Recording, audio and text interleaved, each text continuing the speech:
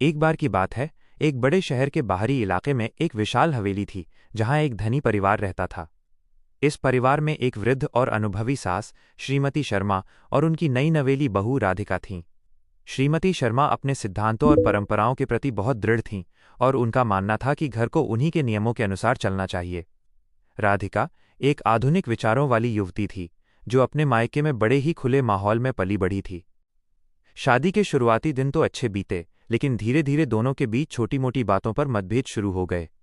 श्रीमती शर्मा को राधिका का देर तक सोना या कभी कभी पूजा पाठ में उतनी गहरी रुचि न दिखाना पसंद नहीं आता था। वहीं राधिका को लगता था कि उसकी सास हर बात में उसे टोकती हैं और उसकी आज़ादी छीन रही हैं। एक दिन घर में एक बहुत बड़ा पारिवारिक समारोह आयोजित किया गया था।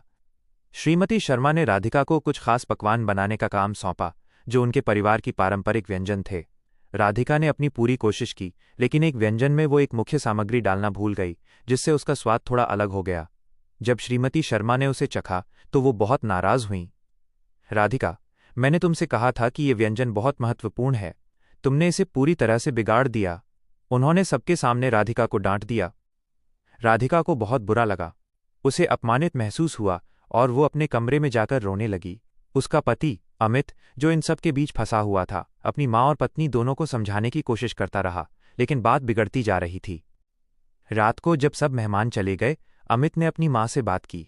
माँ, राधिका नई है और उसे अभी सब सीखने में समय लगेगा, आप उसे थोड़ा मौका दीजिए।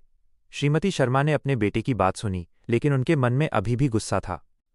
अगले दिन सुबह श्रीमती शर्मा ने देखा कि राधिका अभी भी उदास है और उसने ठीक से नाश्ता भी नहीं किया है।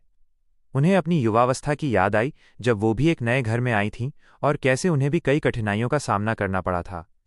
उन्होंने महसूस किया कि उन्होंने राधिका के साथ कुछ ज्यादा ही सख्ती कर दी थी। उन्होंने राधिका को अपने पास बुलाया। राधिका डरते डरते आई, सोच रही थी कि अब फिर डांट पड़ेगी। लेकिन इस बार श्रीमती शर्मा ने एक गहरी सांस ली और प्यार से बोली, राधिका, कल मैंने तुम्हें बहुत कुछ कह दिया, जिसके लिए मुझे अफसोस है। मुझे याद है कि जब मैं इस घर में आई थी तो मुझे भी सब कुछ सीखने में कितना समय लगा था। मैंने तुम्हें बिना समझे परखा, जो गलत था।